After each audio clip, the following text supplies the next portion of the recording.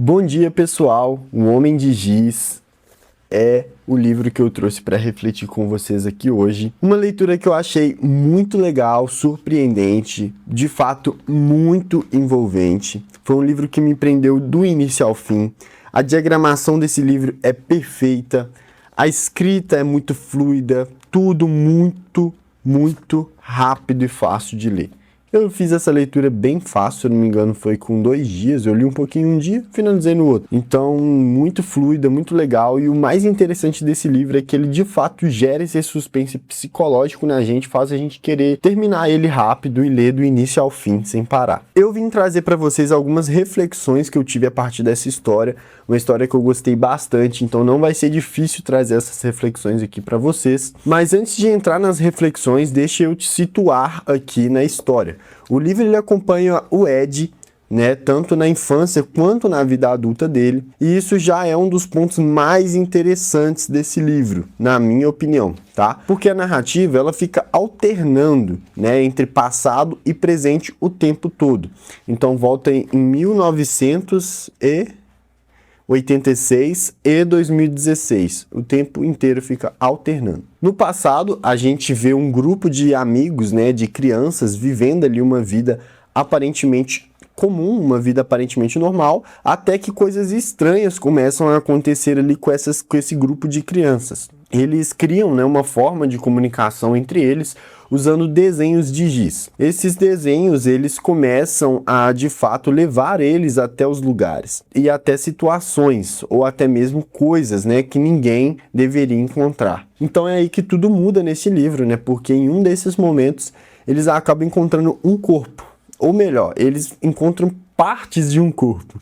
Isso marca a vida deles para sempre. E ainda mais por serem crianças, né? Isso se torna algo traumatizante para elas. E no presente, no caso de 2016, o Ed, que é o protagonista, ele já é um adulto. Mas claramente ele carrega, né, esse passado sombrio aí junto com ele, mesmo sendo um adulto. E quando coisas começam a acontecer novamente na história, você percebe que aquilo que aconteceu no passado nunca ficou realmente para trás.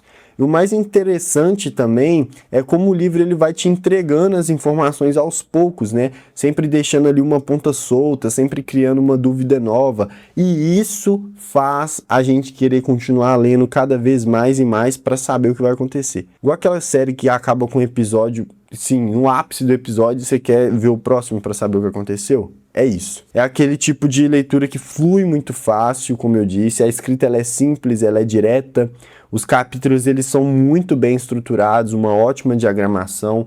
E quando você percebe, você já leu muito mais do que aquilo que você planejava ler. E isso conecta com a primeira reflexão que eu resolvi trazer aqui para vocês em relação a esse livro, que é em relação ao passado. Que o passado ele nunca fica totalmente no passado, não é mesmo? A gente acha que algumas coisas elas ficam para trás, que certas escolhas que nós tomamos, que certos momentos que nós vivemos, que certas decisões elas já se foram, mas na verdade elas continuam influenciando quem a gente é até hoje. Isso é um fato. E o livro ele mostra isso o tempo todo. Pequenas atitudes, né, na infância que o Ed teve vão gerando consequências gigantes anos depois na vida dele. Outra reflexão muito forte, muito legal também, que é em relação a esse livro, é sobre a memória.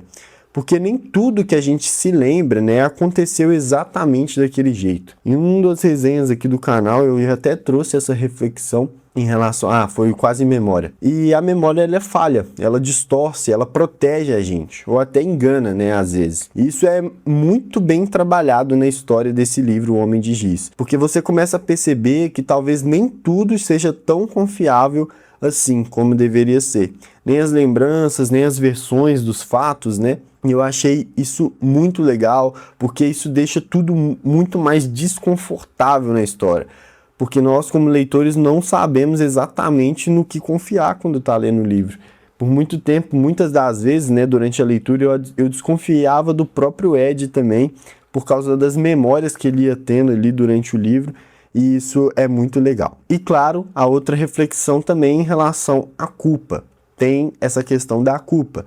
Até que ponto a gente é responsável pelo que aconteceu no nosso passado, né? Até que ponto a gente poderia ter feito diferente? Então o livro ele traz isso também, e o livro não dá respostas fáceis, né? Ele te deixa com perguntas, questionamentos, te faz pensar, e isso é muito legal porque ajuda na reflexão durante a leitura também. E o final para mim foi muito bom. O final desse livro para mim foi surreal. Os plot twists, né, funcionam muito bem, eles fazem sentido, eles não parecem plots forçados, e o que acontece com o Ed no final, principalmente, aquela possibilidade, né, dele seguir o mesmo caminho do pai com Alzheimer, traz aí uma camada muito mais profunda para a história, porque não é só sobre o que aconteceu, né, é sobre também o que pode acontecer no futuro, e o livro ter deixado essa dúvida, né, em aberto, para mim foi muito legal, foi muito interessante, e isso dá um peso muito maior para a história. Sem contar aquele detalhe da cabeça também escondida, né, no assoalho do piso do Ed, que quando você descobre, muda completamente a forma como você enxerga a história, muda completamente a forma como você vê o livro como um todo, e então isso é muito interessante. Eu achei que o autor mandou muito bem nessa parte. Agora, sendo bem sincero, eu gostei muito do livro, foi uma leitura fluida, envolvente, fácil de acompanhar e que realmente me prendeu muito. Não é aquele tipo de livro super complexo, mas ele entrega exatamente o que propõe, né? E um suspense psicológico que te deixa curioso do início ao fim, ele de fato cumpre o seu papel. Essa foi a leitura e a reflexão do Homem de Giz. Comenta aí que se vocês já leram esse livro, se leram, vocês se identificaram ou conseguiram perceber algumas dessas reflexões que eu trouxe aqui para vocês também. E vocês tiveram, né, alguma outra reflexão a partir dessa leitura? Se sim, deixa nos comentários pra gente. Comenta aí se você quer que eu continue trazendo essas reflexões literárias aqui no canal. Essa foi a minha segunda leitura de abril. Muito obrigado por ter ficado até o final do vídeo e até a próxima reflexão. Valeu!